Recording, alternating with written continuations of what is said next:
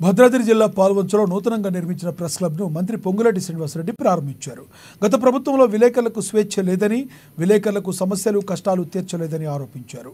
ఇందిరమ్మ రాజ్యంలో విలేకరులకు ఇళ్ల స్థలాలు కేటాయిస్తామని, వారి సమస్యలు తీరుస్తామని హామీ ఇచ్చారు. గత ప్రభుత్వంలో మీడియా వారికి ఏదైనా వ్యతిరేకంగా రాస్తే కేసులు పెట్టి నానా ఇబ్బందులకు గురి చేశారని గుర్తు చేశారు.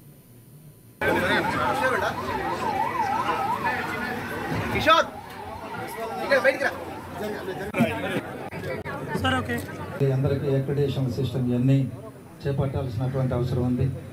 అందువల్ల ఈ పేదోడు ప్రభుత్వం ఇందిరమ్మ రాజ్యం వచ్చిన తర్వాత యథార్థంగా రేపు ఎల్లుండి 28వ తారీఖు నాడు జవహర్ సొసైటీకి సంబంధించిన సుమారు 72 ఎకరాలు ప్రైమ్ ఏరియాలో 1050 మంది మీడియా సోదరులు ఎవరైతే ఆ కమిటీలో ఉన్న సభ్యులు ఉన్నారో, ఎప్పుడో రాజశేఖర రెడ్డి గారు ముఖ్యమంత్రిగా ఆ స్థలాన్ని ఆనాడు ఏర్పాటు చేస్తే కొన్ని కారణాల చేత న్యాయస్థానంలో అది ఆగిపోతే గత ప్రభుత్వంలోనే న్యాయస్థానం నుంచి జడ్జిమెంట్ వచ్చినా ఆ సొసైటీకి ఆ ల్యాండ్ని ఆనాడు ఇవ్వలేదు.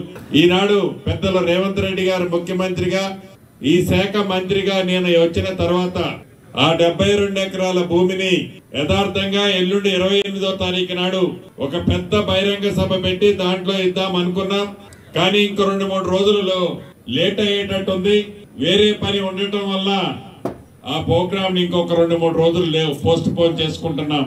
తప్పకుండా వారు ఏవైతే సమస్యలు అడిగారో ఆ సమస్యలు ఈ ప్రభుత్వం చిత్తశుద్ధితో నెరవేర్చడానికి ఉన్నదని కూడా ఈ వేదిక ద్వారా రాష్ట్ర వ్యాప్తంగా ఉన్న మీడియా సోదరులకు తెలియజేస్తున్నా. అంతేకాదు, ఆనాడు ప్రభుత్వంలో మీడియా సోదరులకి స్వేచ్ఛ ఉండేది కాదు. ఏ మీడియా సోదరులైనా ఏదైనా రాస్తే వ్యతిరేకంగా వారిని అనేక రకమైన కేసులు బనాయించి నానా ఇబ్బందులు పెట్టిన ప్రభుత్వం ఆనాటి ప్రభుత్వం. ఈనాటి ప్రభుత్వం అలా కాదు. అది